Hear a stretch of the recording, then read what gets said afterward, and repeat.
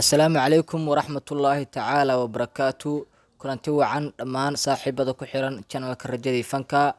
Aad bay u mahadsan yihiin saaxiibada sida quruxda badan ugu soo biiray channelkayaga Rajadii Fanka. Halkan mar waliba waxaad kala socon doontaan arrimaha fanka, fanaaniinta, abwaanada iyo sidoo kale majaajilaystayaasha. Annagoo jecel in saaxiibadeena aan update ka dhigno si ay ula socdaan xaalad walba oo markaasi taagan. Halkaana ugu soo gudbino marxaladaha markaasi jira. Maanta saaxiibayaal waxaan idin wadaa muuqaal cusub. Muuqaalkaasi maanta waxaan kaga hadli doonaa haddii Ilaahay idin ka dhigo fanaanka Siciid Taariikh oo fankii ka baxay, sidoo kalena ka hadlay sababta uu fanka uga baxay. Haddii ay tahay booqashadaadii ugu horeysay ee channelkayaga, fadlan muuqaalkan like saar, waayo adigana waxba ka tari mayso, annagana dhiirigelin ayay inoo tahay. Sidoo kale nagu soo biir, taabo calaamadda subscribe-ta, gambaleelkana furo si aad uga mid noqoto saaxiibada ku xiran warbixinada aynu halkan soo gelino. Isku soo noqod wanaagsan saaxiibayaal. Haddaba daawadayaal, sida aan la wada socono, fanaanka Siciid Taariikh ayaa waxa uu ahaa fanaan aad magac weyn ugu dhexleh bulshada Soomaaliyeed, saameyn weyn ku dhexleh fanka Muqdisho. Fanaankan ayaa inta badan waxa uu caan ka ahaa ama looga yeeri jiray aroosyada iyo sidoo kale xafladaha. Fanaankan ayaa taageero badan waxa uu ku dhex lahaa bulshada Soomaaliyeed.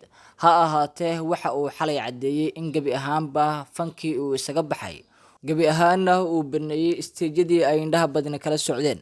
Fanaankan oo ahaa fanaan bulshada taageero weyn ku dhex leh ayaa saacadihi aynu soo dhaafnay dadka taageerada ah waxay isweydiinayeen sababta ku kaliftay fanaankani in uu fankii gabi ahaantiisaba isaga baxo. Ha ahaatee, isaga ayaa inoo cadeynaya sababta keentay in fankan uu isaga baxo gabi ahaanna uu baneeyo booskii weynaa ee uu ku lahaa fanka Soomaaliyeed. bismillaah, halkan waxaan ka salaamayaa dhammaan ummadda Soomaaliyeed inta muuqayga iyo maqalkayga taqaana. waxaan ku salaamayaa assalaamu calaykum.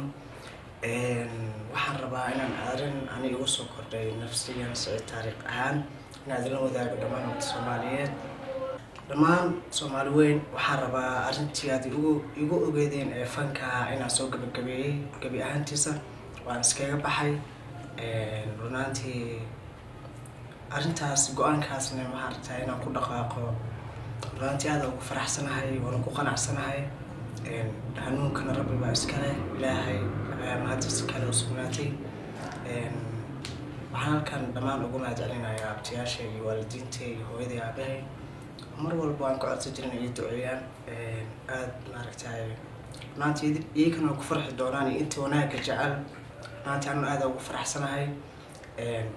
aad baan idin salaamayaa dhammaantiin, aad mahadsantiin. waxaan rabaa inaan idin ka codsado asxaabteyda qiimaha badan oo muddada aan fanka kusoo wada jirnay YouTube-leyda weliba inay heesahayga iska saaraan. waan ka codsanayaa fadlan. ilaahay dartiisa ayaan uga baxay fankan, idinkana waxaan idin ka codsanayaa ilaahay dartiisa inaad maaragtay iga saartaan YouTube-yada heesahayga ku jira oo maaragtay ilaahay maaragtay meel kale idinka siiyo, idinkana idin leeyahay. waxaan kaloo idinka codsanayaa dhammaan inaad gaarsiisaan asxaabta, u sheergareysaan. horta maalinta fanka soo galaya cidaan kala tashtay ama aan inta u soo fariistay fanaa soo galayo aan dhahay ma jirto. maantana sababta igu kaliftay inaan video idin soo duubo waxay tahay horta qof aanan ka warheynin inaa fanka ka baxdaa maybe waxaa dhici karto inuu xaflad kuga casuumo, aroos sidoo kale ama show. soo markii inaan idin soo duubo videogan sababtaas ay igu kaliftay. aadna u mahadsantiin. waxaan idin ka codsanayaa mar koowaad iyo mar labaad mar saddexaad inaad asxaabta gaarsiisaan, u sheergareysaan. dhammaan asxaabta Facebook aan ku wadanaa 40,000 45,000 igu jirto inaad asxaabta kala gaarsiisaan.